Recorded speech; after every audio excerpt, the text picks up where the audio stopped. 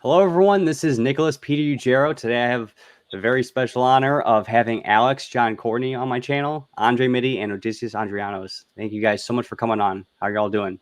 Hello. What's up? Doing great. Doing great. Happy to be here. Thanks, Nick. Absolutely. I'm so happy as well. I very much appreciate it. For people, if they're not, if you're not, sorry, I have my other tab open. I'm hearing an echo for a second. So if you guys just want to give a very brief introduction of yourself, I'm sure people that have been watching my channel, they're already probably aware of each of you guys. So just go around, whoever wants to start first, just give a brief introduction. I'll go first. So my name is Odysseus Andrianos. I'm a shadow work life coach and a certified quantum healer. I am the author of the book Shadow Awakening. I've been a coach for 20 years. I have 20,000 hours of experience.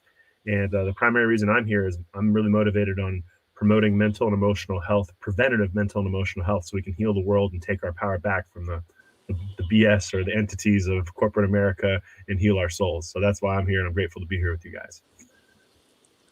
Love it, brother. My name is Andre Mitty. I host the podcast Ascension of the Chessmen. Been doing it for a couple of years now. Haven't been rock and rolling like I used to in past years, but I've kind of accepted my fate in this year, as this year's been a huge transition year. So some big changes coming in life, but they say the hardest times, produce the best growth. So that's kind of the way I'm aiming at it. So happy to be here and look forward to a great conversation. Thanks, Odysseus. Thanks, Andre. My name is Alex John Courtney. I'm here because I'm on the adventure of a lifetime. I've been a business owner for the past 11 years. I own a company called Twice as Fit, and we help people take responsibility for their lives through lifestyle and movement services. Our mission is really discovery through movement. And our overall goal is to teach people responsibility and meaning. And I'm here because it is a moral obligation and because I want to share my experiences with others so that they can reflect it for themselves and learn for themselves and ultimately be in action. Thanks, Nick. Yeah, not a problem whatsoever. Thank you guys so much for that. I know, Alex, one key thing that you mentioned is self-mastery. You talked about self-mastery, responsibility, like training, being human.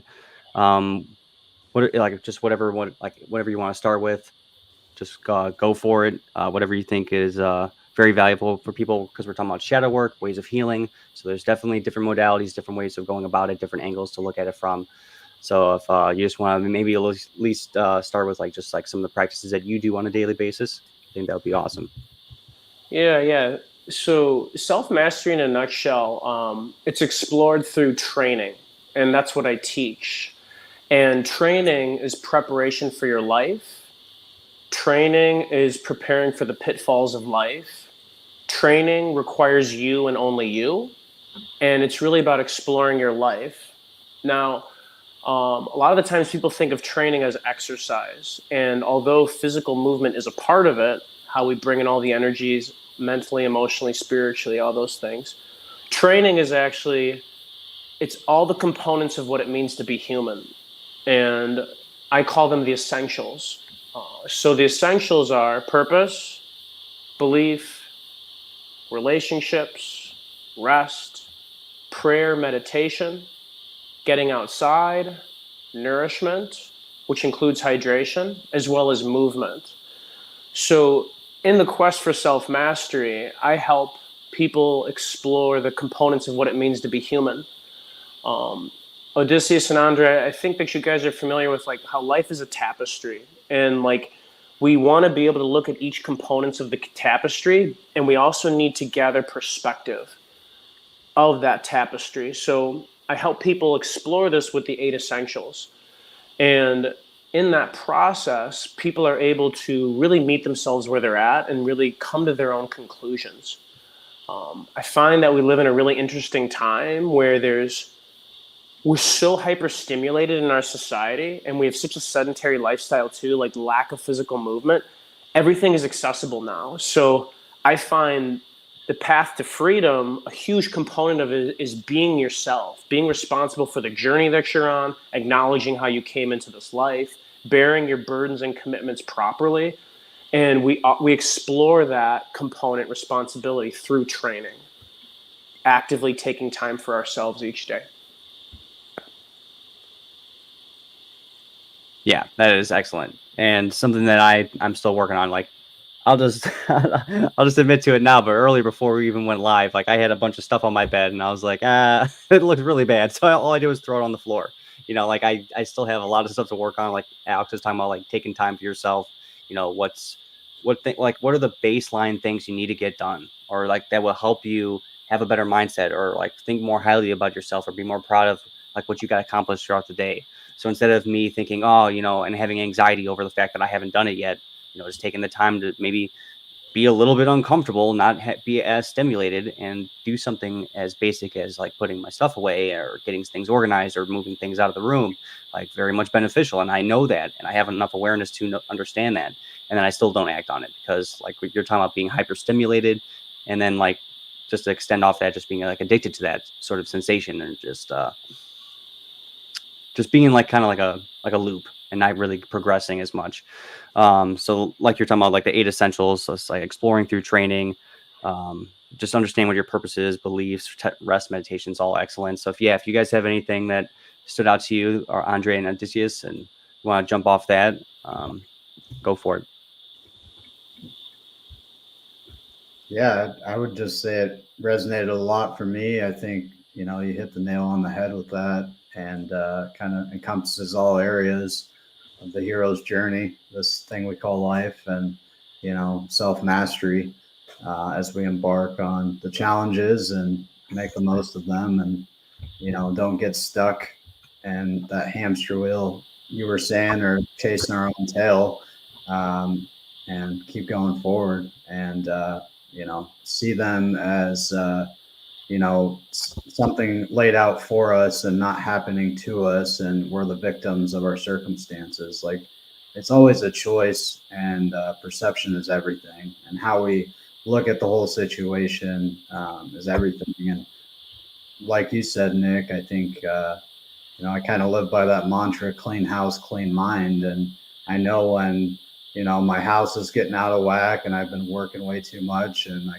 get home and there's stuff everywhere, I'm just like, okay, I can't keep living like this. Like, and then I take a day that week to like make sure I focus on that until it's up to par, and then I start over again. But yeah, I mean, at least once a week is better than, you know, once a month or once a year, or turning into a hoarder. So I do the best I can. So I really enjoyed that Alex mentioned self-mastery, because to me, when I look at self-mastery, the root of the word mastery is the mast. So it's kind of like a ship. And so it's like being able to navigate the seas of life. And like, as we were talking about before the call started, like maritime law, it's like you're like this boat lost at sea, and you're learning to navigate the waters. And so I think it's a great analogy to understand, like, to truly master the self, you have to be centered, because the center of the boat is the mast.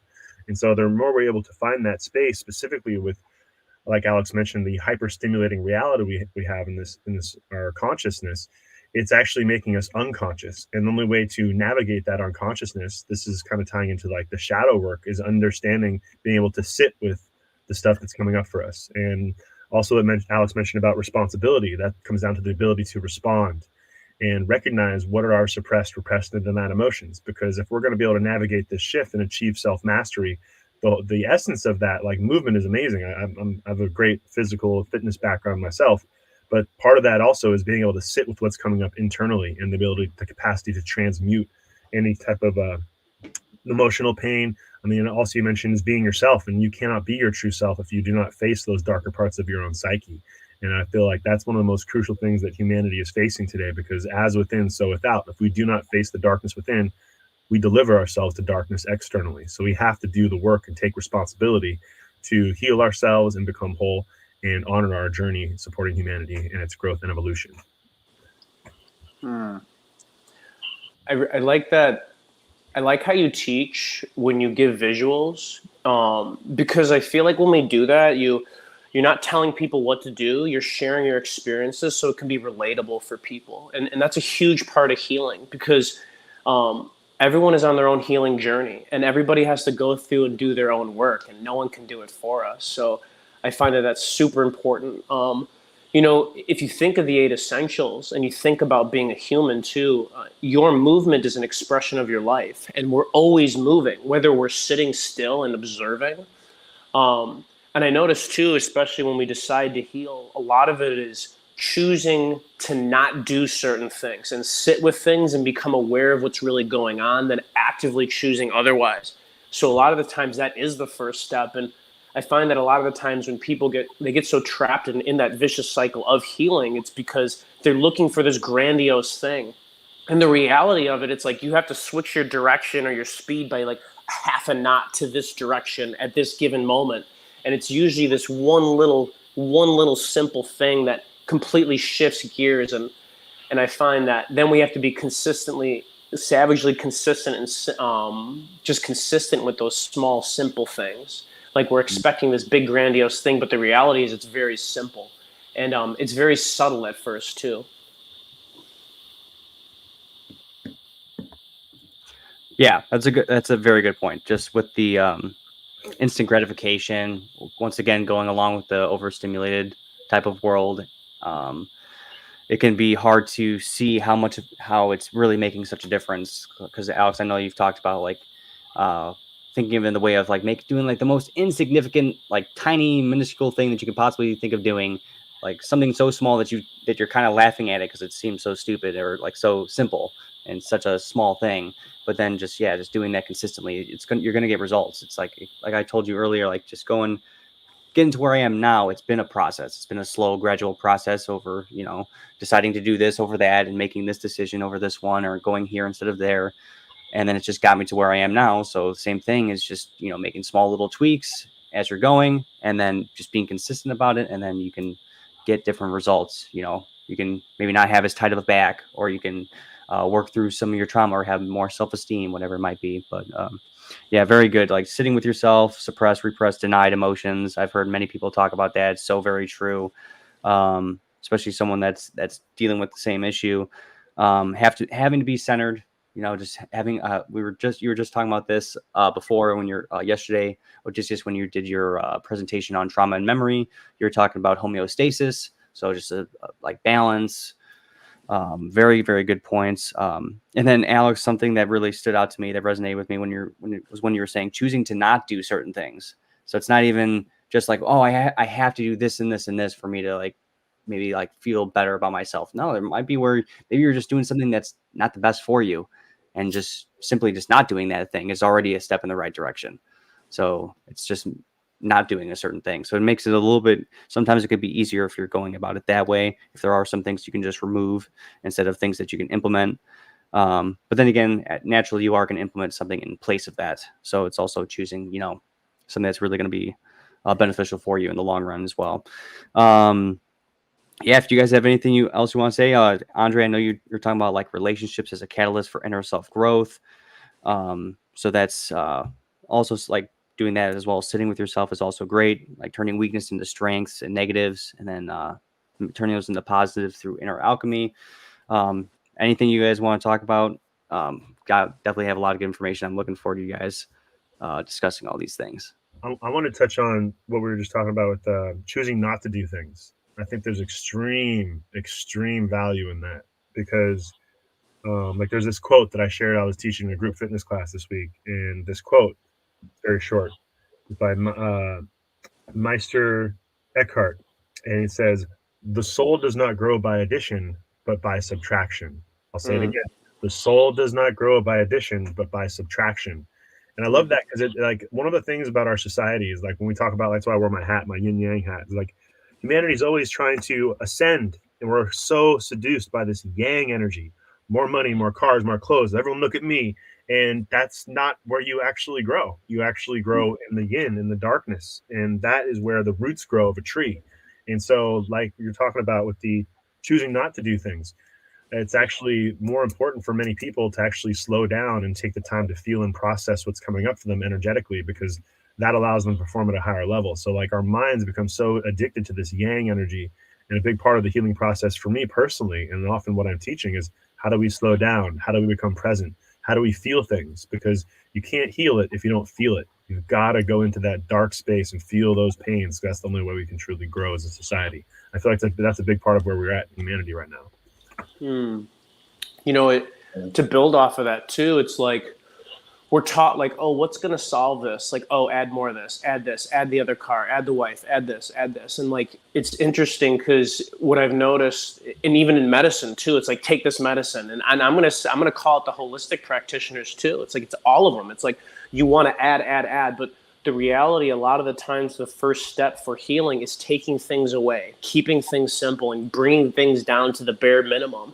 And, you know, this is, you know, we were talking before, Andre, this past year it's been very intense for me in learning and growth. And I've moved in on my own space, and I deduced everything down like for the past year. And I went through my own deep healing too. And what I've recognized too is the other faux pas, like one of the traps is we have to add things. The other thing that I've noticed is that the body is wrong, and like this body is sick. And honestly, guys, it's bullshit. Like the body is always healing. It doesn't matter if you have cancer. It doesn't matter if you have heart disease. It doesn't matter if you have epilepsy. It doesn't matter if you have atherosclerosis, arthritis, all of these things. Can't sleep, can't get your boner up, all these things. These are all healing responses. And like, if we are actually humble enough and like grateful enough to listen and actually look at the bodies, like trying to tell us something as opposed to making it wrong and making ourselves wrong, like we can heal from anything. But like, that's what I always tell the people I'm working with is like, you got to really look at whatever you're going through. If I'm working with a healing client, it's like, you really got to acknowledge that the body is trying to heal and like, it's trying to tell you something. So you need to listen or you're never going to get better. Ever. You're not going to get better. You're going to get trapped in that vicious cycle of healing. A favorite lyric of mine by one of my favorite artists, Nako Bear, is "The body talks and meditation helps." That's what it reminded me of when he said that. What's your body been telling you recently, Andre? Slow down, get more rest, work less, stay focused, be patient, eat healthier, and stay consistent with that. I have my in and outs with that. Like I was cooking for myself for a while, and then I get into this phase where I'm like, you don't want to spend the money. So, you know, I'll make excuses to eat like crap to save money. And it's like, it's not worth it in the long run. So it's like, I don't know. I go through this back and forth of like abundance and lack. And, you know, just finding that balance and like giving myself grace as well. Like when I do slip up and, you know, eat out or eat a peanut butter and jelly sandwich or something that's just not sustainable, to like substitute for a meal. Just, you know, I think that's the hardest part is like being patient with yourself through those processes of figuring it out, of like figuring out what works and what doesn't. And I think, you know, removing the things that are getting in your way are vitally important in that. Like you said, it's not about adding, but removing. You know, in the native tradition, they always talk about becoming a hollow bone and, you know, getting rid of everything that's not, you know, serving your highest self or, you know, what creator would want for you. And I think, you know, that just embodies that in totality, you know, is becoming a hollowed out shell of who you thought you were and all these ideals and material things you put on yourself. Like none of that shit matters. It's like your essence and like how you carry yourself and like how you take care of yourself. Because ultimately, if you're burnt out or you're, you know, neglecting your own self-care, like how can you ever care or try to help someone heal themselves, you know?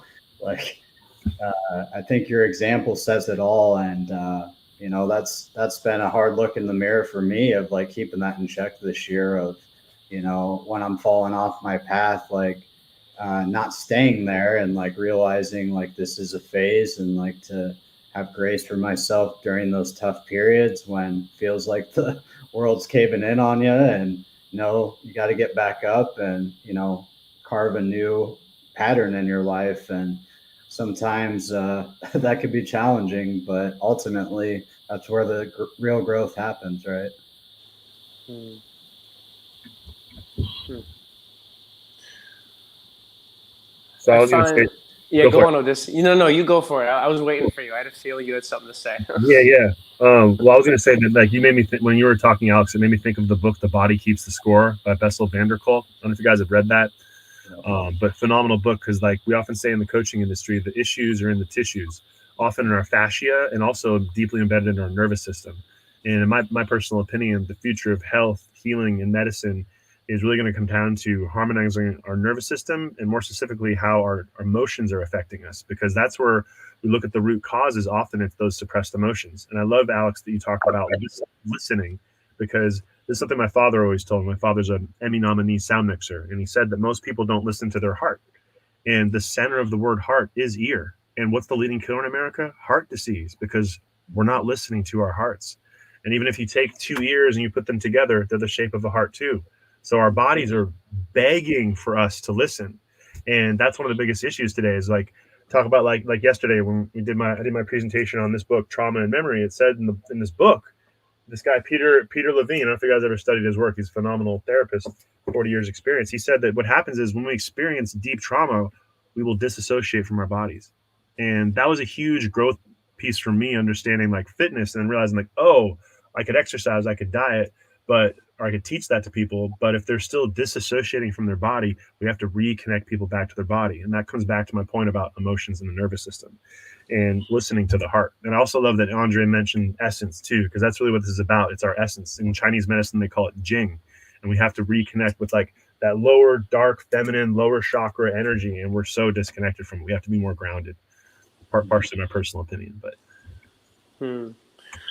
Well, like, to go back to it too, it's like we can give people the best, what in the world, the best exercise plan, the best nutrition plan, all these things. And the reality of it, it doesn't mean anything if it's not in alignment with someone's why. And recently, it's like, as I teach people how to work with their bodies, like, it's all the same simple moves. And I didn't come up with any of it, by the way. It's just how the human body moves. And it's the discussion is more around, why do you want to train? Like, what are you preparing for in your life? Like, this is the whole training aspect of it, is like, it's taking time for yourself so you can explore all these essentials. And then when you're in that space of unadulterated attention and listening, you start to hear past the screams, you start to hear past the pain, you start to be more curious, and you can actually start to see deeper into the depths. And a lot of the times that requires being silent and with yourself. We live in the society, again, it's hyper stimulated and hyper connected, and that's fantastic, by the way, gang. Like, it's amazing. I mean, like, we're all in different parts of the country right now, and we're having a conversation, and we can see each other's faces. Like, that's fucking awesome.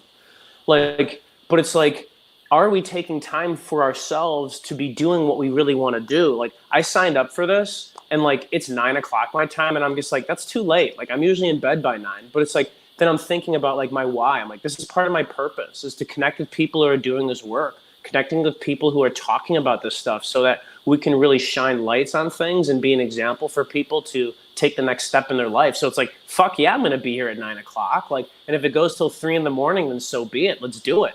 It's like, and like, when we're in alignment with that purpose, it's like, we find this balance that's unique to us. And then when we do that too, it's like, I'm all jazzed up. Like, it's like you tap into this energy field that it's what you would call in sports. I used to be an athlete. It's like being in the zone. Like, you're in the zone and you're present. And like, I heard this from one of my mentors and my teachers recently, Raw, ready, aware, and waiting. So it's like this calm and alert feeling. Not getting too caught up in the yin, not getting too caught up in the yang. Really being in that middle path and transmuting and integrating all those yang and yin elements and components of what it means to be human.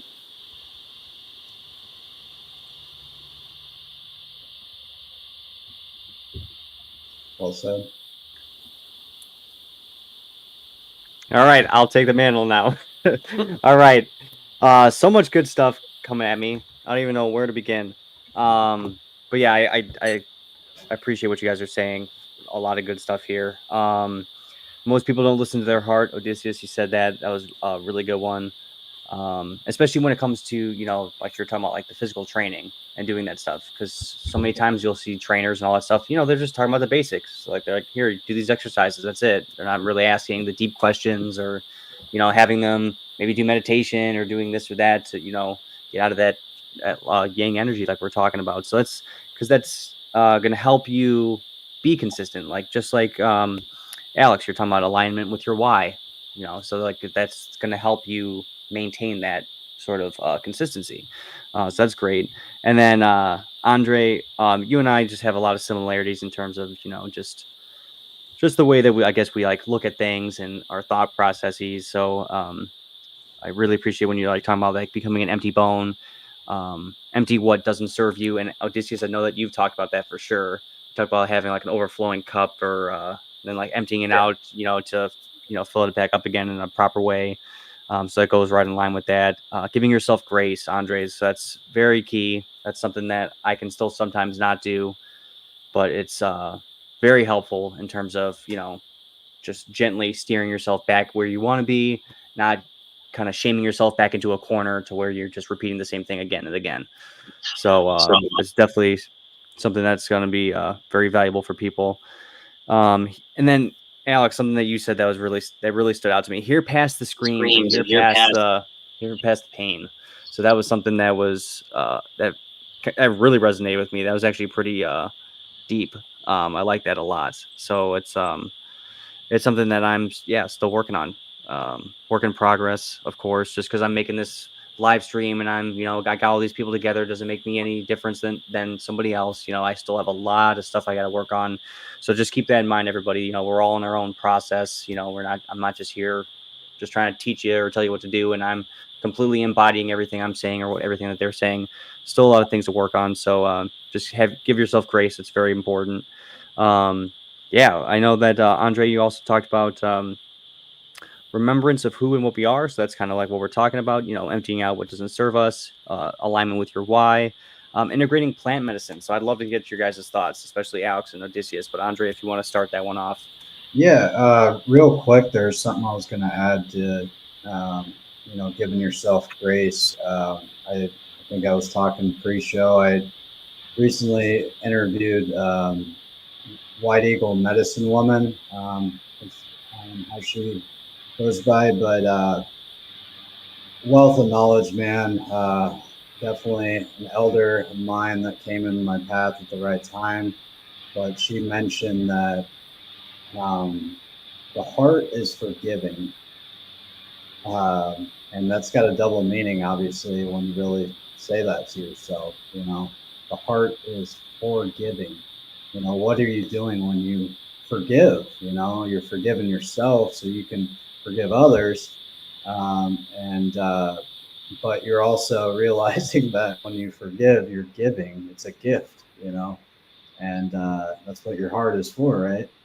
And I think we need to get back to that, and like that's what we're talking about when we, get back to our essence, get back to our center, getting back to our heart and that heart-mind coherence,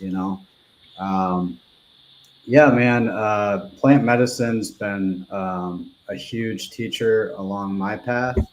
Um, as of late, the last year or so, I haven't done a whole lot of plant medicine. And I think that's ultimately like where the path leads is like once you get the message, hang up the phone.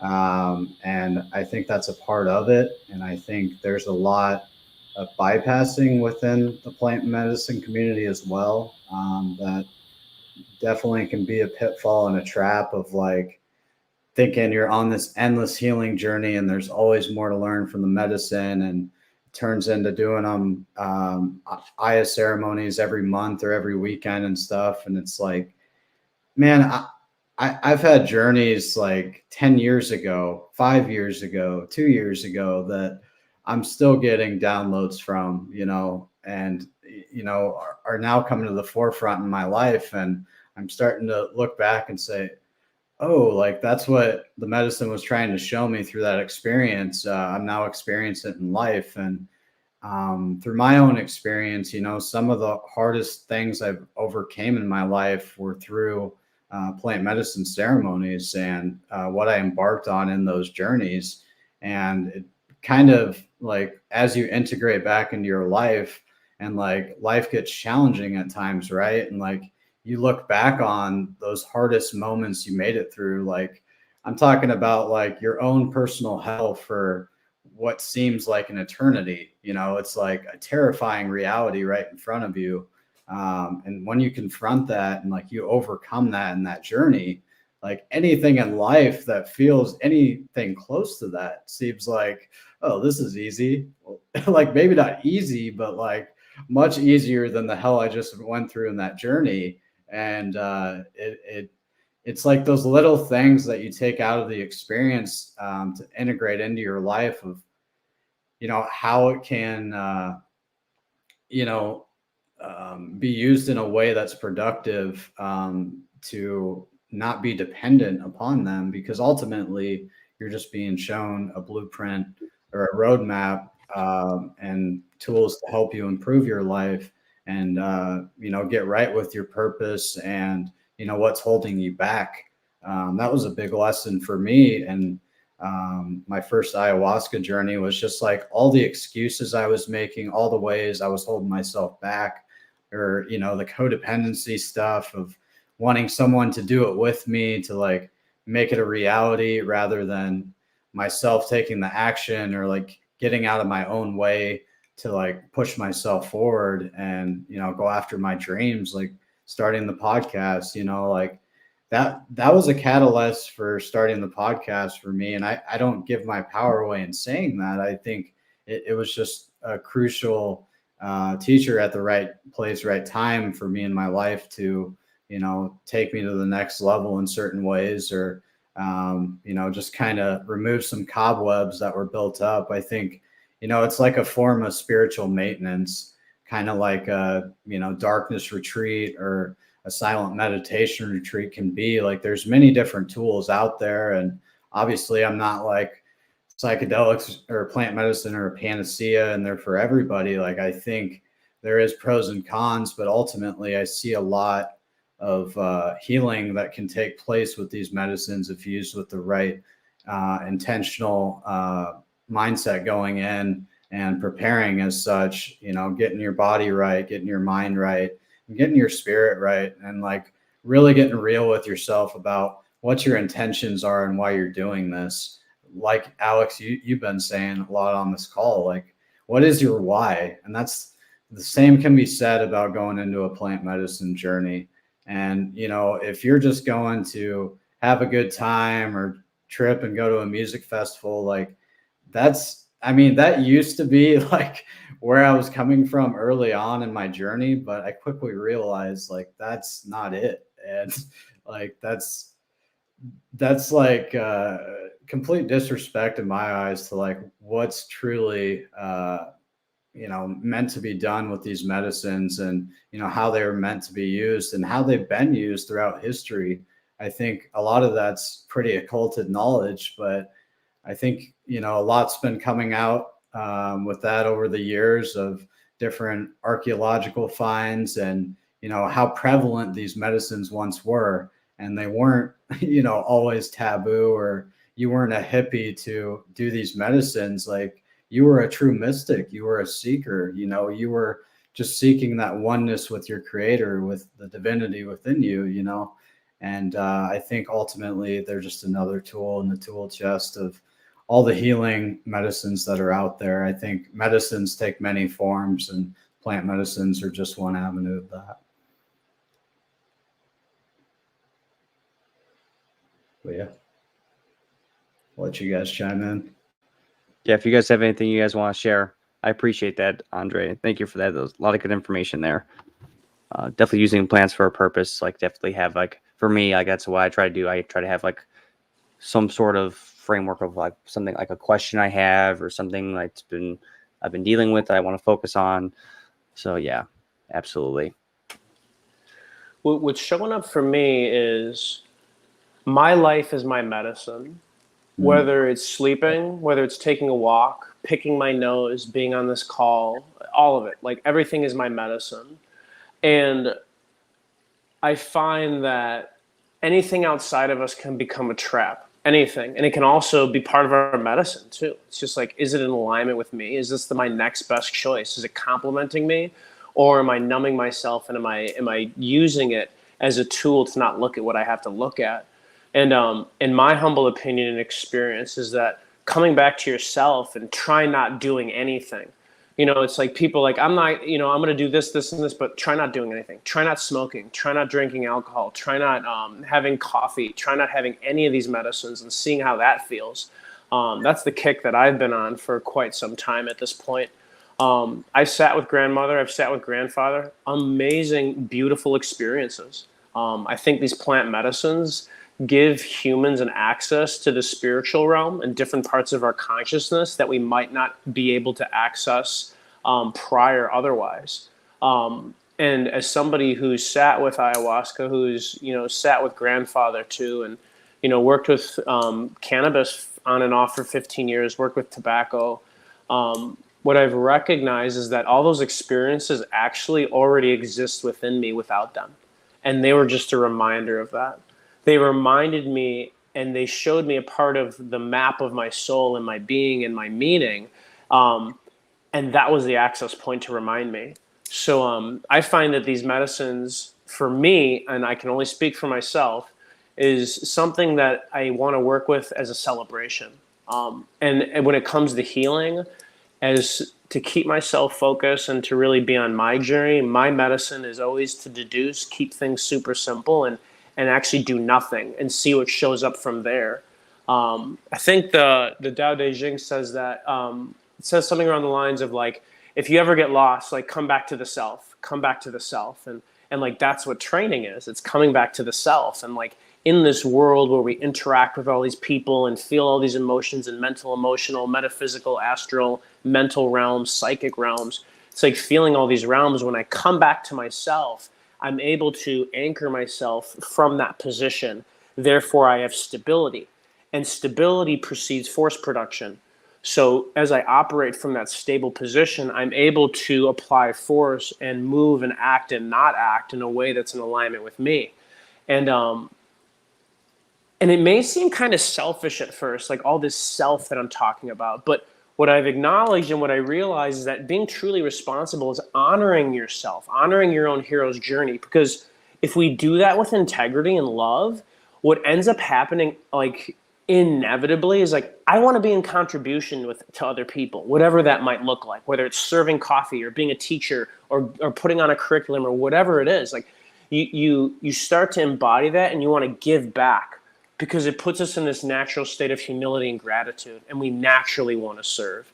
And that's for me a great indicator that I'm onto something and I'm living purposefully, and I'm taking the right medicine, whether it's ayahuasca, whether it's water, whether it's nothing, whatever that might be in a given moment.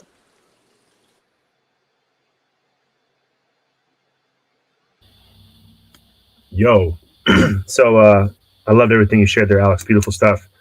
One of the things that I would like to say is that I really feel personally that psychedelics is like a birthright experience. I feel like if you go through life and you haven't had a psychedelic experience, you fail at life. Like, I'm sorry. Like it's something that everyone should experience. Have you guys ever studied Terrence McKenna's work? He actually said that too. It's like literally, it's something that everybody should experience. Like imagine if half these politicians actually did a psychedelic experience and got in touch with their soul. Now, with that said, like what is the root of the word psychedelic? Like there's amazing book that I read called The Psychedelic Experience, written by Ram Dass, Timothy Leary, and Ralph Menser, were legends in the psychedelic space. And I actually have a presentation on this book in my academy. But the word psychedelic, what does it mean? Psyche means soul. And what is delic? It's delicious. So it's soul delicious. Like who doesn't want to have a soul delicious experience? You know what I'm saying? Like that to me is just like phenomenal right there. But with that said, it should be done in the right setting.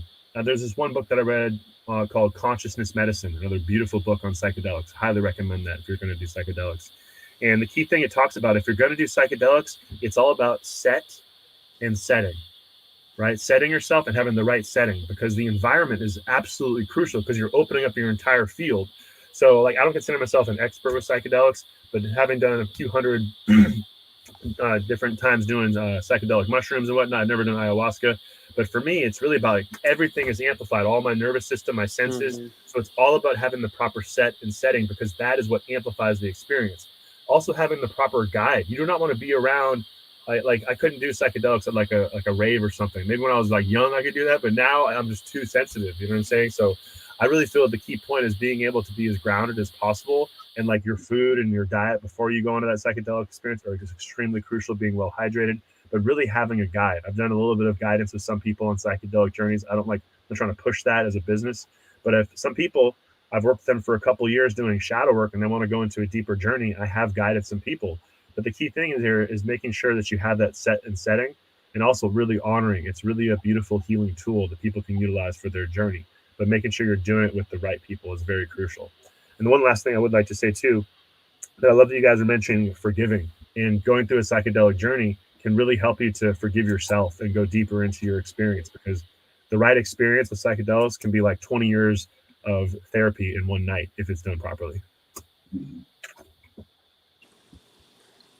Definitely a birthright.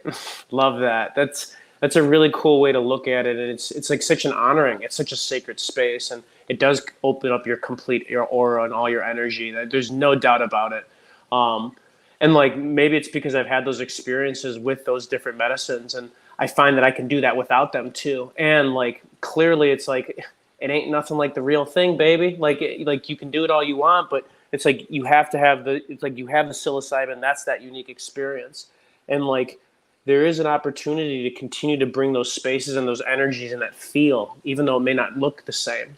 One of my biggest psychedelic experiences actually, it was earlier this year in like March, and I was laying on my couch, just laying on my couch, and like I was doing my like 19 little minute siesta, and like I went into a space and like geometry and like my senses and my perceptions and contemplations and feelings, like it literally felt like I was doing all the plant medicine at once. Like I'd never experienced something that intense. I'd had experiences like that with and without these medicines, but like that was like the most intense and like vivid like psychedelic experience I've ever had. So it's like, so to everyone listening out there, it's like, I keep coming back to this, is like finding the miracles in the simple mundane things.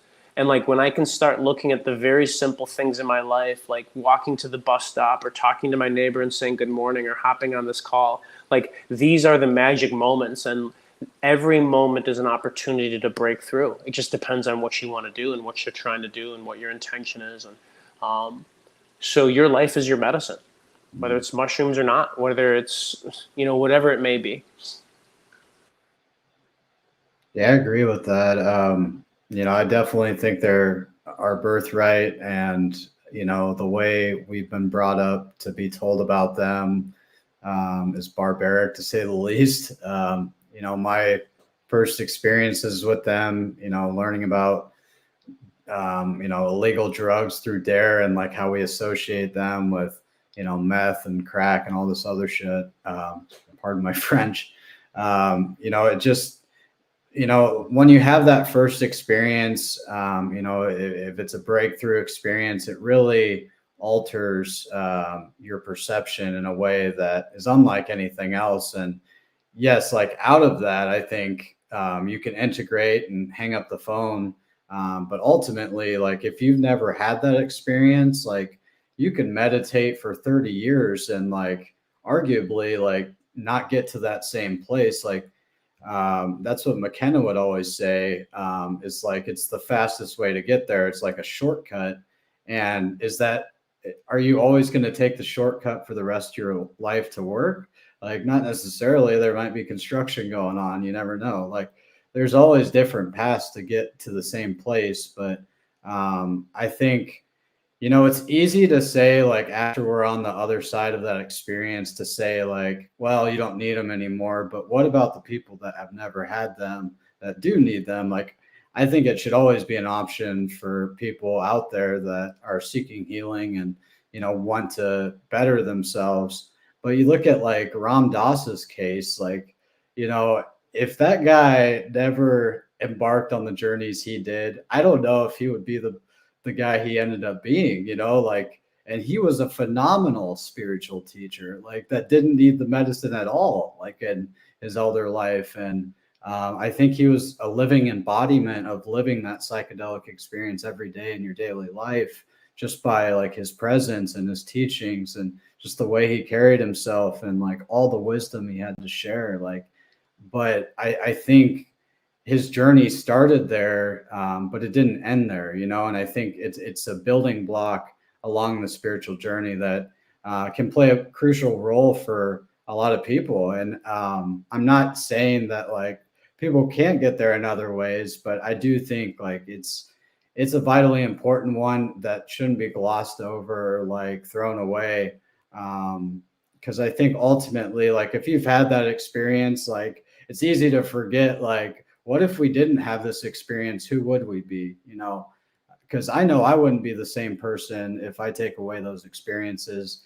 And I could say the same thing about any past experience in my life outside of psychedelics, but psychedelics especially, I know, played a crucial role in my journey. And seeing, some of the minds that influenced, you look at Steve Jobs, some say he was influenced to create Apple after an LSD experience. And there's many other examples similar to that. But I think it's just a tool. And like anything, it's all about how we use it. And if you disrespect the medicine, you're going to experience the effects of that. And I highly don't recommend doing that. So, yeah. Yeah, for me personally, like my experience with doing like mushrooms was just like a really huge spike in just intuition and just being able to I found a lot of clarity by just doing it. Like I had a lot of feelings come out, a lot of crying, a lot of laughing, a lot of crying, a lot of laughing, and that was one of those like big events that like it really did make a difference in a really positive way. And just having a different perspective and just because I was already learning a little bit about natural law and all that stuff. I remember being outside. I had some weed plants out there, and I was just like, I'd love for like somebody to try to come and take this stuff. Like it's just ridiculous. Like just another human being being able to say, hey, you can't have this plant that's no different than anything else in my garden. And it's just like, it just is what it is. Like it's just ridiculous that something could be wrong here and then right here. So like for me, like just having a little bit of understanding before doing it, it really just helped like kind of like put some of the pieces together. So yeah, for me, like it's definitely been a good experience, but of course not doing it once a month, like people like you're saying, Andre, earlier, or just doing it to go to a concert just to have fun, but actually having an intention, and just just respecting it, just because it's for like a purpose, it's not just for shits and giggles. But yeah, Odysseus, I didn't really we briefly talked about before you went on, but if there's anything that really stands out to you based on the conversation we've been having, or if you want to just go in a completely different direction, something that you think is very valuable, maybe some like ways of healing, some certain things like whether it's breath work or like I know that you talked about like mirror work, like that's getting kind of deeper in like the pool, but like with it, while having like a mask on, talking about some of your, like your traumas, anything that really stands out to you. Yeah, I would love to address men's mental health because that ties into like we're all men on this call, and I think that's a major issue facing society today. And speaking about that, I mean, I literally had a client last week whose husband's best friend committed suicide with a shotgun to the face. And I mean, that's heavy, because like the truth is we are facing a mental and emotional health crisis in society. And the thing is, most people don't want to talk about it. But the reason why they don't want to talk about it, they don't know how. We've been so dumbed down. It kind of even tying it back to the psychedelic experience. We've been so dumbed down, and they try to hide all these powerful tools we have for our healing abilities. But like the core and essence for me, when we get into like the healing arts, and to heal just means to make whole. It's essentially the harmony of yin and yang within ourselves. The alchemical marriage is what it's known as. But the essence of that is being able to create comfortable spaces. Like I said, having all men on this call, creating safe spaces for men to talk about their emotional pain. Safe spaces for men to express themselves, safe spaces for people to be able to come together and be able to honor their healing journey, and specifically with men, because so many men do not have those spaces. and it's killing them inside. We talk about like heart disease and cancer. I mean, in Taoist alchemy, the root cause of all disease is suppressed emotional pain. And I don't fully believe that's true in every situation, but I believe it's a lot more than we realize. And the more we can actually create opportunities and support men with their capacity to have the vocabulary to express themselves. That's something I've had a lot of people tell me after working with me, is that they actually finally had the vocabulary to express themselves, to have that ugly conversation and create boundaries with like their uncle, their brother, or like whoever it is in their lives. And so I'd love to just touch on that and hear you guys' take on how can we do more to support these conversations, to support more men on their healing journey, because I feel like that's a very underserved population, and we need to have more conversations like that. I'd love to hear you guys' thoughts. Totally. You can go ahead, Alex. Yeah, sure. The first thing that shows up for me is in physical training, a big part of it is feeling, and feeling the body and feeling these things. So that's a great avenue, especially for men. Men are not to say women aren't, but men are very physical. We have this very physicality to us, the yang energy. And I find that creating that space and working with that with our training helps us become self-expressed. In my experience also, like, I'm really grateful for my mom and dad, because they always made it clear to us that we can express ourselves, and not to be rude, not to be like aggressive to people, and you step over people's boundaries, but you can express yourself. It's okay that you feel these things. Something that I've noticed, I see a lot of parents doing this, and I have to like bite my tongue. It's like I walk by kids at the park, and like their mom or dad is yelling at them, and their son's saying how frustrated they're. Like, no, don't feel like that. It's like, no, like, feel that way. And when I'm with my friends who have kids and like they feel certain ways, especially the negative emotions, guys, I tell them, feel your feels. Feel your feels. I want to hear from you. I was having this conversation with one of my friend's daughters who's 6, and she was really annoyed at me. And I'm just like, feel your feels. What's going on? And she told me. And giving her that space, and it's so fascinating to me, men and women alike, how like they don't want to share exactly how they feel because they're so worried that someone's going to judge them and not like them. But the reality is that there's a way to speak things, like you were saying, Odysseus, is like there's ways to share things, and like own your container and not throw it into other people's containers, so we can acknowledge these things and we don't bottle them up. I find that that's a huge root, like the backup of that mental and emotional energy, huge. And then it's like you've bottled up something for 10 years that you really wanted to say, then someone asks you to pass the milk and you like flip your shit, and it's like, what the heck is going on? It's like, yeah, it has nothing to do with not like passing the milk, it's like it's like that backup of energy reservoir. So I find just speaking your truth and saying it, and there's certain ways to say it, and knowing that you're going to fail. You're going to fail, and it's going to sound stupid at first. You're going to judge yourself, and like, that's okay. Recently, I've been living by this motto. No matter what type of feedback people say thank you. And people give you feedback in very interesting ways. And also people ask you for help in really interesting ways too. So I've been really exploring that. Someone was telling me about, on your talk, like, get more excited, like pretty much like you sucked on your last talk. And I'm like, and I could feel like this energy inside me, like, you motherfucker. But then I'm just like, wait, but they're giving me advice. A lot of the times people don't give me anything. So it's like, I'm like, thank you. How can I do better? What's your insight? What do you see? Like, looking at it as a way to upgrade, look for a way for me to complete. And she gave me great advice. And you know what? I took it, and my next call went even better. So it's like, really being open to that stuff. So those are some of the things that are showing up for me. That's a great hot topic, Odysseus. Thanks for throwing that one out there. That's a good one to volley off of. Yeah. I was just gonna say, I think who you surround yourself with is huge, and like having, men that are friends that you're not just drinking buddies, or like finding your why in those relationships, like whether it's support groups or AA or whatever form it takes, but even forming your own, like being a leader in that and saying, I'm going to start a healing circle, or I'm going to start an integration call over Zoom, like taking that initiative upon yourself if it's not already there. And, weeding out those that aren't serving you, and your growth. Obviously, like every experience and every person you encounter in life has something to teach you, positive or negative. Perception is everything. Like there's always something to learn from every experience. But like your day to day, like people you're staying in contact with, and friends that really check in on you, and like you check in on them, like just having that type of relationship where if you really have something you need to talk about with someone man to man, like you have someone to do that with.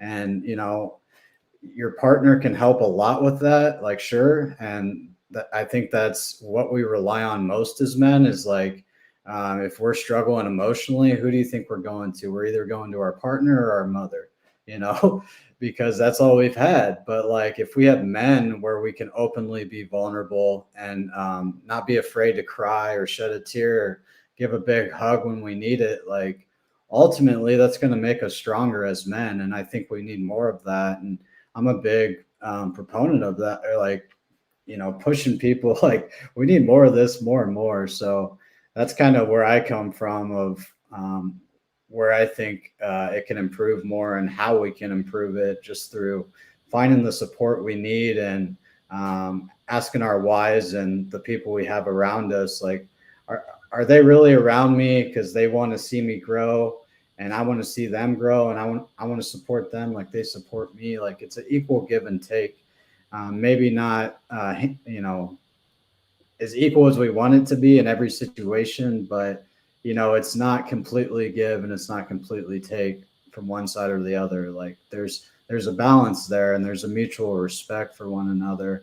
And I'm very fortunate, the people I have around me locally and nationally, like people like you guys. Like I'm very fortunate to call you guys brothers, but to also have that locally where I live is a blessing too. Like not everyone has that, and I realize that. And I think for those listening out there, like where do you think you can find that locally in your community? And if it isn't there, like how can you create a space to improve on that? That's what I'd say. Yeah, man, beautiful stuff, Andre. One of the things that I wanted to mention, just like having stuff locally, so crucial, because it's like, I mean, that's probably the reason why I launched my Alchemy Healing Academy, because there's probably some people out in the middle of nowhere who are going through a spiritual awakening, and their doctors are trying to drug them to the gills, and they're actually going through a spiritual awakening, and the Western doctor doesn't know how to support them through that, be they male or female. But I feel like a big issue with society is we have so much programming around men not feeling emotional pain, that is massive. Like, suck it up, man up, don't be a pussy. Like you're a faggot if you share your emotional pain. It's like, and that needs to die as soon as possible, because that's what's killing so many men. I can't tell you how many men I've coached over the years that they have so many issues with emotion, and specifically with authentically loving themselves. I've heard so many men say that I have a really hard time in loving myself. And like, that's a beautiful space for growth, because we can start to examine what's going on. Because one of the things that Alex says, that our parents let us express ourselves. A lot of parents didn't let their children express themselves. Like, you're doing this religion. If you don't, you'll disown you. Like, I've literally coached somebody whose parents disowned him because he didn't become a Jehovah's Witness. I'm like, what? Like, literally, you disowned your child because they don't agree with your religion? I mean, that's the kind of trauma that we're facing in society today. Imagine how much suppressed emotional pain that guy has from not being able to like authentically be himself, because he had to support the religion, or you're not part of the family. And that's rampant in our society. And that's a massive part of the healing that's going on this planet right now.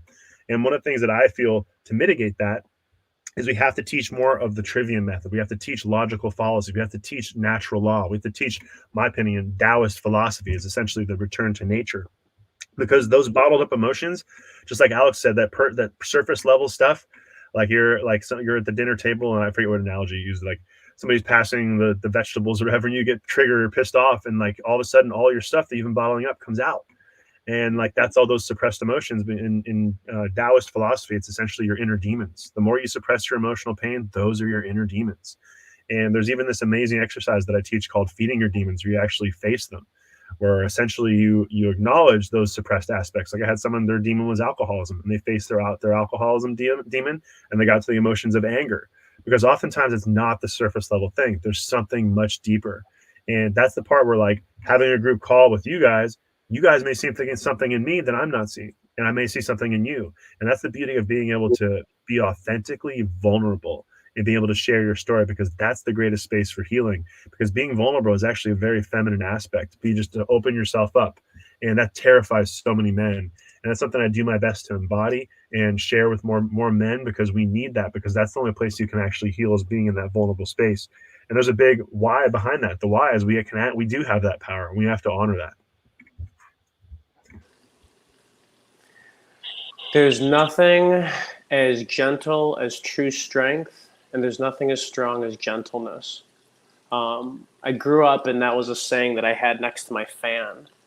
And it shows a father tucking in twins. I'm a twin in bunk beds. It was a picture, which reminds me that the greatest sword is the tongue. It's not our muscles, and it's not a real sword. It's actually our tongue. And what does our tongue do? It gives us this opportunity to express our throat chakra, and it gives us an opportunity to express ourselves and acknowledge ourselves. And when we do that acknowledgement, there's a lot of clearing and lightness that comes to it. I find that humanity is one of the biggest tie-ups and hang-ups with society is so focused on the what, so focused on the symptoms, and not getting to the cause, not actually getting to the root cause. And Odysseus, as you were saying, it's like, it's usually not this first thing. It's not this first synchronicity. It's like what the synchronicity leads us to then look at this and then that and this. And like, it's the amount of levels and layers. And if you think of a tree, where's the root? It's deep. It's in the darkness.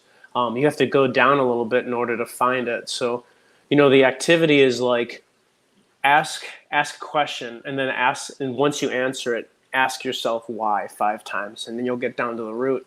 And something else that's really important too for everyone who's listening is to get into that space is, can you answer these 2 questions with a yes? And these 2 questions are, am I willing to be wrong? And am I willing to change? And if I'm answering yes to both of those, this clears up a lot of things, and it helps us get out of our way. And I've recognized 2 of the best ways to see ourselves, because we really don't see ourselves. We hide from ourselves, especially if we haven't done the work. We hide from ourselves to avoid pain, because looking at that stuff without the proper tools is a lot of energy, and our body and our brain knows that. It wants to conserve our energy. And if we don't have the tools to build a house, then it doesn't want to tell us to build a house, because we don't have the tools or the capacity to do that. But what I've recognized is having a mentor and being in groups like you were talking about, Odysseus, is being in a group that you can actually connect with people and you can be yourself, not get lost in it, because it's really easy to do that in that group think. And the other end of the spectrum is spending time with yourself, doing your training, taking time every day to prepare for the life that you want to live and prepare for the pitfalls that you might face, and explore the mental, emotional, metaphysical, astral, all these different spaces within your training, so then you can really anchor yourself in and you know who you are. And that takes work. It takes diligence. And for this instant gratification world that we can really live in, like, you need to delay your gratification. Like, you need to. Like, and if you don't, like, you ain't going nowhere. You're going to stay very surface level, and it's really interesting. You won't even know it. Like, that's the interesting part. And not that I care too much about studies, because it's just such a freeze frame. But I like to look at studies, and I like to think of it as the bigger picture and look at it how it applies to my life. That's a tool that I like to use, is that no matter whatever someone's telling me, is like not looking at it at face value per se, but what are you seeing within me, and like how can I integrate that in my being. But anyways, the study I learned about is like they had 3 test groups. Again, I don't really care too much about research, but I just thought that this was fascinating in the context of us not seeing ourselves. There's 3 test groups. One test group slept for 4 hours, and it was like 2 months, every day for 4 hours. The next test group slept for 6 hours. Then the following one slept for 8 hours. And then after those 2 months, every day sleeping those designated times, they all took a test. Same test, same everything. And the people who slept only 4 hours, not only did they do way worse than the people who slept 8 hours, this is the part that I thought was fascinating.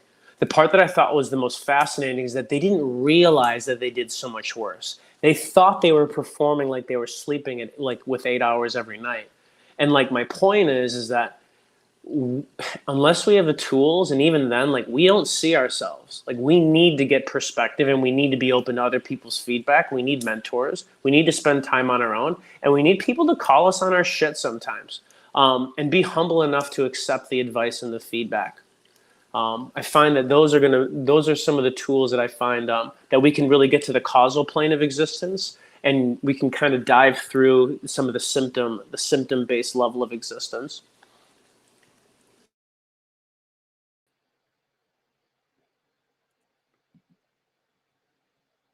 Yeah, perfect. Thank you for joining us, Andre. Sorry. Long time no see. Yeah, you guys. I mean, I'm just taking notes like a mother. You guys are killing it right now. Odysseus. I want to say one more thing, because now that we're at this level, this is the one more point that I want to share. I feel really called to share this. When we get to the causal plane of existence, like in our lives, and we get to that why level, like that's the kind of the correlation that I'm making right now.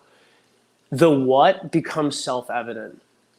What do I need to eat? What's the right amount of sleep? What's the right amount of time getting outside? What's the right knowledge? What's all of it? What is my purpose? What is my belief? What relationships work best for me? All of that becomes self-evident because we're at that cause and we're at our root and we're looking at ourselves for who we truly are. Then we ultimately are in this position to make, as I feel like what people are calling it these days, is making choices from my higher self.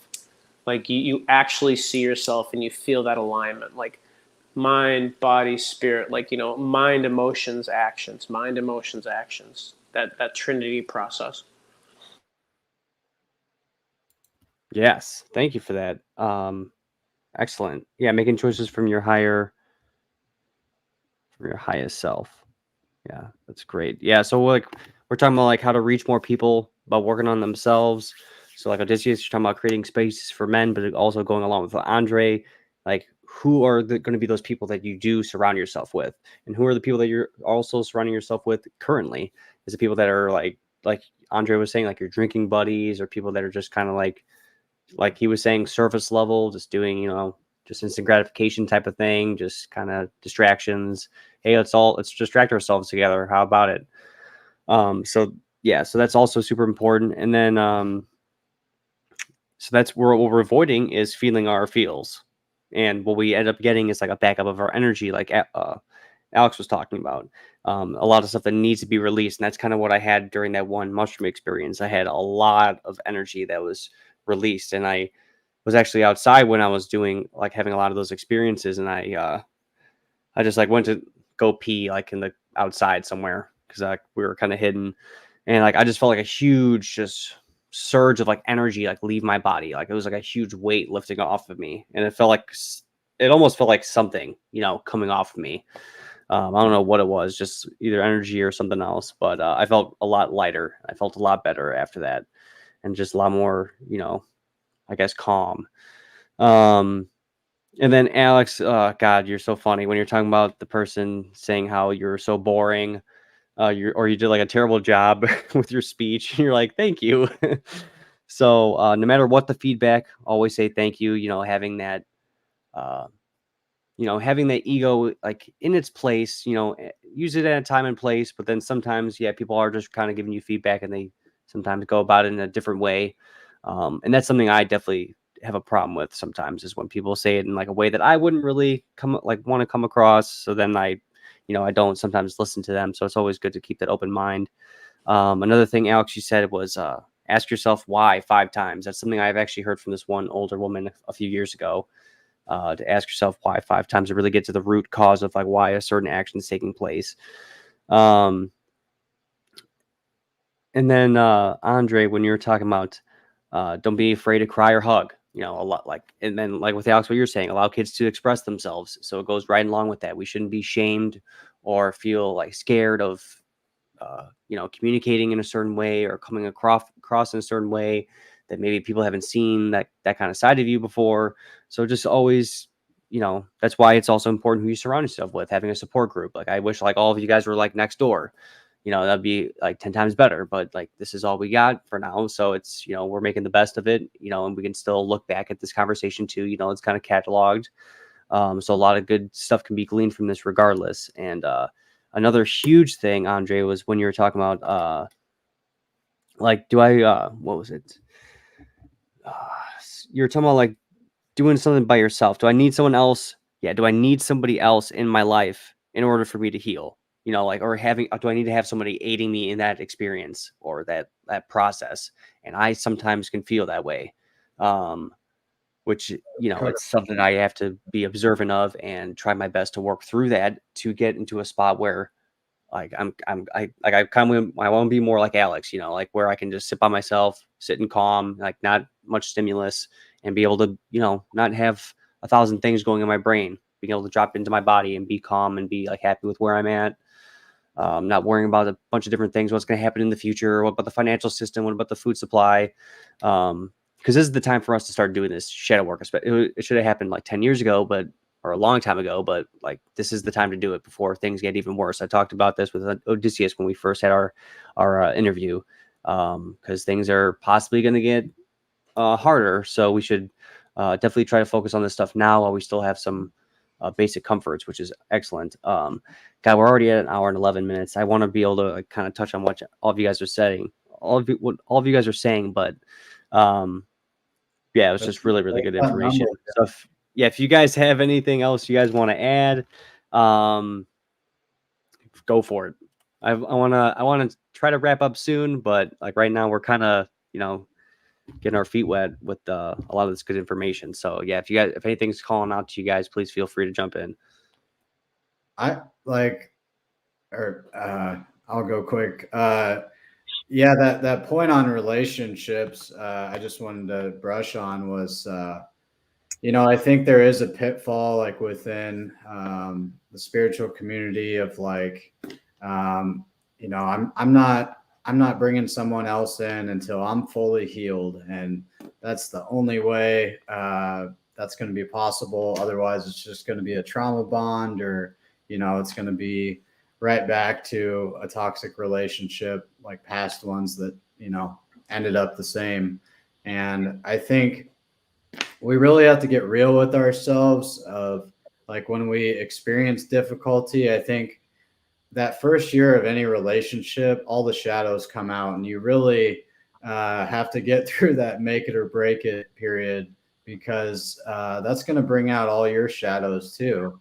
And sometimes I think it can be just as good or better than, just sitting with yourself for an extended period or spending a year or two single to really just work on yourself. I think we get caught in the illusion that can't be done in a relationship if we're not fully healed. But, ultimately, like, are we ever fully healed? Like, that can be a never ending thing we're telling ourselves. And, by the time it's all said and done, like, we're still alone and we're wondering like, wow, like, why am I still alone? Like, do I even need anybody?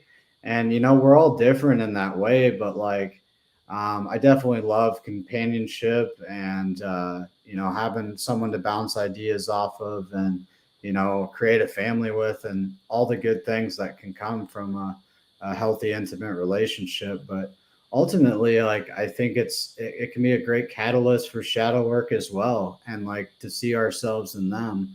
And like when we want to point the finger at them for things that irritate us about them or whatever it is, like the stupidest of fights, like it allows you time to sit with yourself and like realize the role you play in it too. And all that stuff I think is all great for this healing journey we're all on. But yeah, you guys have anything to add on that? Well, I find that, if you are healing from things, I've noticed that some of my students, like a great thing I've heard is like, oh, I'll start training when X feels better. or I'll start training when this happens. Living in another day and another dollar type of thing. And newsflash, that other day, another dollar, it may not ever show up. It could if like you're really like honest with yourself and you're true to your word. But a lot of that time, that another day, another dollar doesn't show up. So it's like part of the healing is maybe being in that relationship that maybe isn't perfect and your shadows are coming out. Like that's your healing. Like that's part of your medicine. It's like, and like it's this saying that says like what gets in the way becomes the way. So people think that it's going to be this perfect thing when I have $1 million in my bank account, when I sleep 8 hours and I get 3 main meals and I have my exercise every day. And it's like, nah, homie, like it doesn't work that way. Like meet yourself exactly where you're at and be humble and grateful enough to be like, this is exactly where I'm at. Because then it's like, it's almost like you're in a race and like you pick up the baton and you're right where you need to be. And it's like, if you're not right where you need to be, like, i.e. like you're not picking up where exactly you're at in your life and acknowledging that, you're not going to even grab the baton. You're going to be in a totally different orientation. So it's like, let's honor ourselves. And a lot of that comes back to loving ourselves, loving yourself enough to be like, this is where I'm at and I accept it and I acknowledge it. And I'm going to do the best I can here. And it almost seems half-uttered. Like it just seems like that seems so stupid. But it's like, again, like picking up the baton exactly where you're at. And if that means dating a girl with 17 red flags, then, maybe that's your next medicine, Maybe you need to do that, right? Can't confirm or deny, guys. But, it's like that's exactly what you need and want. And that's been my experience. There's never a perfect moment. The perfect moment is now, no matter whatever it looks like. And when we can really look at that and look at that our body is healing, doesn't matter what's going on, whether you have cancer, heart disease, broken heart, mental illness, all of it's a healing response. And when you start to look at yourself as that it's all a healing response and you start to listen to yourself differently. And also, and this is just my theory, is that this is one of the reasons why there's so much autoimmune. And if you really think about it, all disease can be looked at as autoimmune. And if we look at it like that, like my body's wrong, what is that doing to our mental space? What is that doing to our emotions?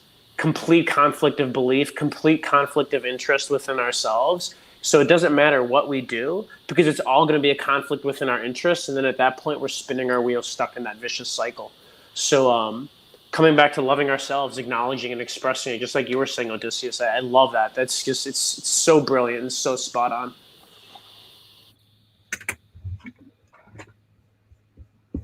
Oh, sweet. I'm already unmuted. Yeah. Something that came up for me when I was listening to you talk earlier, Alex, is you said the word sword.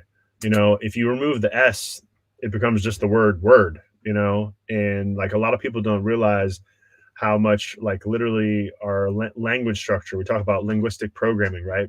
How your language structure is a frequency, it's a vibration, and you're literally casting spells every moment of your life. People who are stuck in we live in a muggly world. It's so muggly out there because people are so unconscious to how their internal operating system is the reason why they keep attracting people who shame them, is the reason why they keep sabotaging themselves, their diet. It is the reason why they don't feel love, but they have to find that love within themselves. They have to access that potential.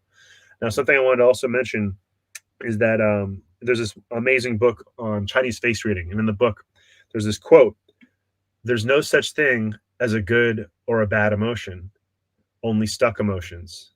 There's no such thing as a good or a bad emotion, only stuck emotions."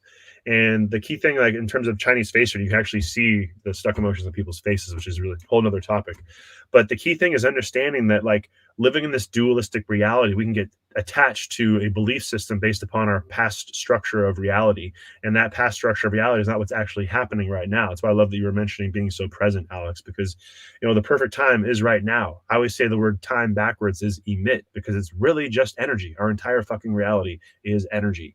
And the more you're in tune with the quantum field and your connection to that, the more you're going to operate from what's called flow state. You were mentioning that also too earlier, Alex, otherwise known in Taoist philosophy as Wu Wei, because you're living in harmony and you're dancing with reality.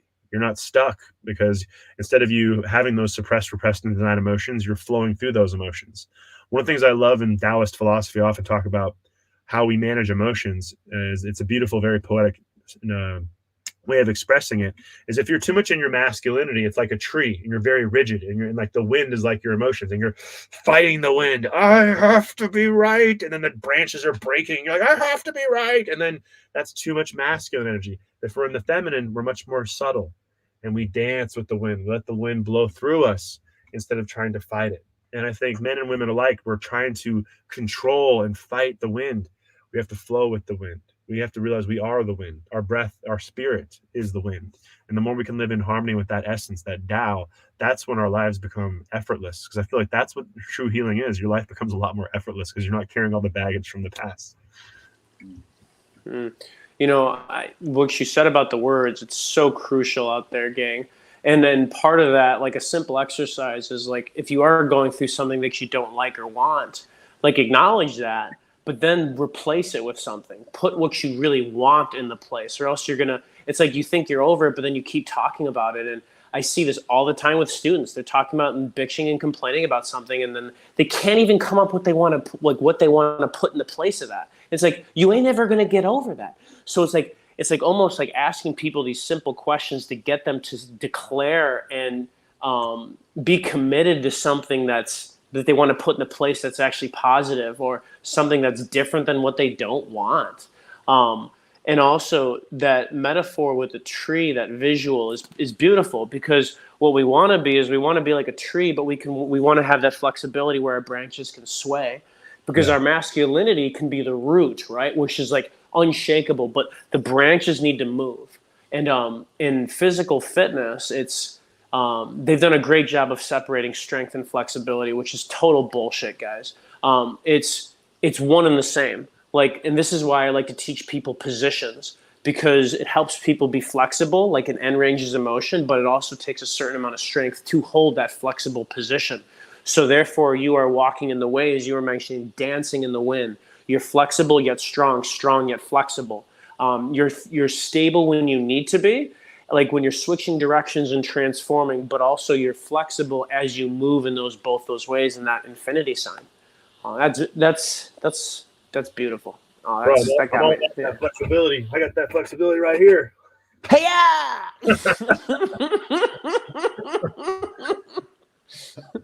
Shove my foot into the ceiling. But by the way, Odysseus, I really like that impersonation of a tree. You're like, ah! I'm like, oh man, that was good stuff. Can we see that one more time? Can we just get that on camera? I'm fighting my emotions.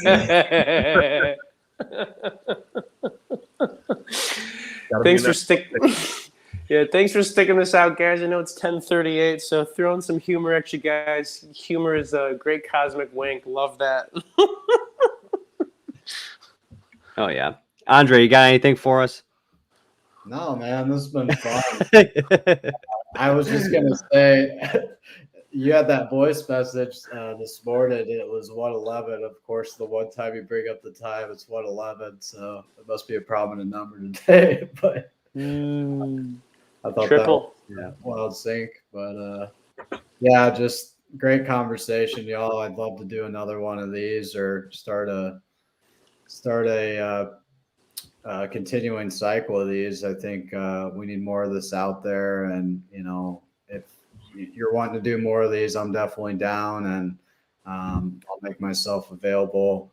Love to be a part of it, and I love to see more of this being created. I think men especially, as Odysseus stated, suicide rates are continually growing, and it's just not talked about enough, and there's not enough of these spaces out there. And I think the more of these that are created, the more people get inspired to do the same and, create their own. So just happy to be here, guys. Honor and a privilege. And yeah, love all you guys.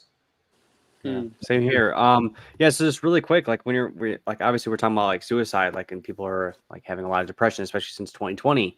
I was one of those people that's got like back into like addictions into like a deeper extent, and just had depression and all this other stuff. And in 2021, I was suicidal. I was thinking about just ending my life for a good stretch of time, having like PTSD and stuff like that. So it's very, very important. But then also just think about not even just the adults, but then the kids, and like just how like they haven't even experienced like they haven't even gotten to adulthood yet, and they're already dealing with like the way the world is right now. And and they've been definitely, that's been the real pandemic, is just children committing suicide or hurting themselves, and that spiked up tremendously. So it's also something to keep in mind too, like as even as us adults are still working through things that we've also experienced, whether it was recently or back in our childhood. There's kids now that are being traumatized and then not having that outlet or having that ability to have that experience with people that they can surround themselves with and feel like confident or comfortable with them to be able to express themselves. So like that's also something I want to delve into as well, is just like, how do we get to these kids, especially because like I know obviously that's part of it's getting to the parents, but it's definitely something that because I know Odysseus, you work with kids, so you're, even though you're working in a certain aspect, you also have all this other knowledge that you can incorporate it in a way. And you're just super funny, like you try to add a lot of humor to stuff, which is what I try to do too. Like when I do like my actual editing, I try to make it kind of funny, whatever else. And it's deep stuff. So, you got to bring some humor in because it's about real shit, and we got to laugh, we got to cry, we got to heal. We got to have a balance there. Yeah. And like the way that you describe things too, you add a lot of visuals to it. So you can like look at it in a different way. Because there are people that think very logically. So like some of that stuff might go over their head in terms of like visualizing some of the things that you're talking about, but then they can still get it from the way that you first described initially. So it's always good. But Andre's kind of sending us off. Like I know like it's already getting late for me too. It's already been almost an hour and a half. So very much want to do this stuff again. If you guys have any last thoughts, feel free to shoot them off, Alex or Odysseus, and then just we'll just do like one thing I want to share. So like there's a question asked, like, are you ever fully healed? I think Andre mentioned it. And to that, like I love to just finish on that note where the healing process it's like working out. Your rituals create your riches. So when it comes to healing, it's all about having a daily practice. And like for me, like I say this in my Alchemy Healing Academy, it's like you should take a minimum of 30 minutes a day to do nothing, like sit, take time. And that's a beautiful practice right there. Put your phone away, ground yourself, breath work, meditation, something like that. And that to me is the essence of the healing journey. Are you ever fully healed? It's really about your daily practice. What's your daily practice? If you have a regular practice, then you're going to be living in the moment more consistently because you're living in harmony with that yin and yang. And with the overstimulation, we really need to ground ourselves and connect to our hearts. So I'll just finish with that. And thank you guys. I really appreciate all of you. Thanks, Odysseus. Thanks, Andre. I second that, Odysseus. Daily practice in my world is training. That's exactly what training is. Working through the 8 essentials, finding time with yourself, really discovering who you are and what your journey is. And no one can tell you what that is, gang. Even teachers, like they can guide you to it. No one's going to tell you what that is. That's you. That's responsibility, and that's our responsibility. And I find that the day and age that we're in right now in evolution and de-evolution is that it's kind of a hard pill for people to swallow, but really what we need to be is responsible and mature.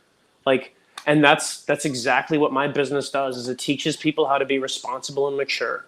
And it's kind of interesting to think about that because we're sold all these things that actually do the opposite. Convenience, keeping things really easy, gentle, comfortable. And I'm not saying that we can't have those things, but we need to be more responsible and we need to be more mature. Responsibility gives life meaning. And I find that that's important because what it does is that when we have our meaning and we're responsible for our lives, honoring how we came into this lifetime, being on our destined journey, living purposefully, bearing our burdens and our commitments properly, when we live meaningfully and we're responsible, it allows us to offset and outgrow some of the tragedies of life. We're not going to outgrow sadness, or we're not going to solve sadness. We're not going to solve all these terrible things in humanity. But what we can do is we can outgrow them so that we're at a vibration greater than them so that they don't touch us like they normally do. And I'll give you an example. 2 students that came in this week, they both rolled their ankle. One student, he rolled his ankle 3 weeks ago, still healing from it. The other student rolled his ankle 3 weeks ago, already healed from it. The one, again, not better or worse, this person who healed quicker, it's just, it didn't touch him as much because he was at a vibration level greater than that ankle roll. And that's what the shadow work does when we look at those shadows. It helps us raise to a vibration greater than some of these tragedies of life so that we can look them in the face and they don't touch us like they did. Rather, we can teach on them, we can talk on them, and we can also help others heal by just leading by example so that they can be on their journey too. So responsibility, guys. Really appreciate this talk. Really appreciate you all taking the time. Really an honor and a privilege, as you said, Andre. Thanks, guys. Yeah, absolutely. Thank you guys so much. I am ready to start getting ready for 9/9. So thank you guys so much for coming on. Seriously, really means a lot to me. Very, very valuable. Only 90 minutes long and very much condensed with a lot of good information. Thank you guys for that. Very much looking forward to doing this again. We will keep in touch. Thank you, everyone that's been watching. Thank you for anyone that's watching in the future. Much love, everybody. Be safe. Take care. Thanks, everyone. Deuces.